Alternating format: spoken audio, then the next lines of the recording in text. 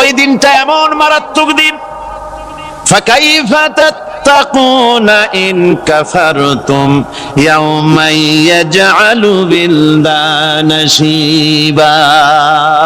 সেদিন ভয়ে চিন্তায় যুবক ছেলে বৃদ্ধে পরিণত হয়ে যাবে, কিশোরগুলি তরুণগুলি বৃদ্ধে পরিণত হয়ে যাবে।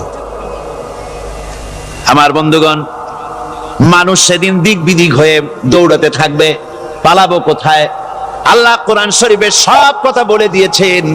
ইয়াকুলুল ইনসানু আইনাল মাফার, কোথায় ভাগবো, পালাবো কোথায়? অস্থির হয়ে মানুষ দৌড়াতে থাকবে, পালাবো কোথায়, যাব কোথায়? আল্লাহ বলেন কাল্লা লা ওয়াজারা ইলা রাব্বিকা ইয়াউমাইদিনিল মুস্তাকার। ভাগবার কোনো রাস্তা নাই, পালাবার কোনো পথ নাই, একমাত্র তোমার রব ছাড়া, আল্লাহর দরবার ছাড়া পালানোর কোনো রাস্তা আজার নাই। রব্বুল আলামিন কোরআনে কারীমের মধ্যে বলেছেন আল্লাযী খালাকাল মাউতা ওয়াল হায়াতা লিয়াবলুয়াকুম আইয়ুকুম আহসানু আমালা।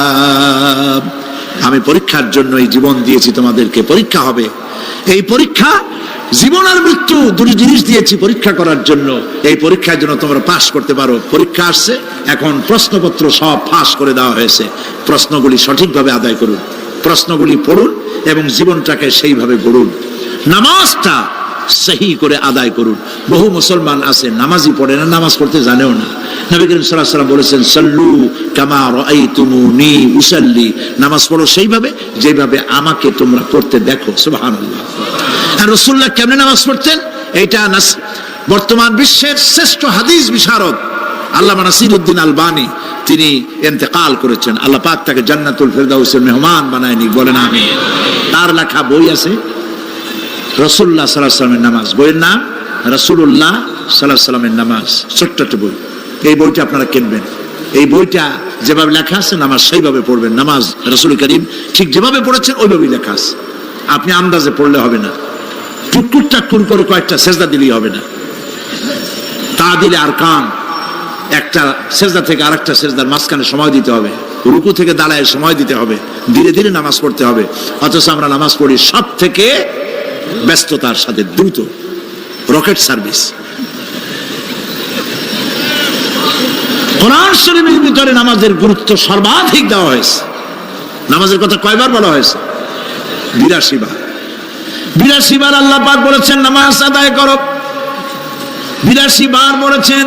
আর নবীজি বলেছেন লা দীনা লিমান লা সালাতা লাহু, যার কাছে নামাজ নাই তার কাছে দ্বীন বলে কোনো জিনিস নাই।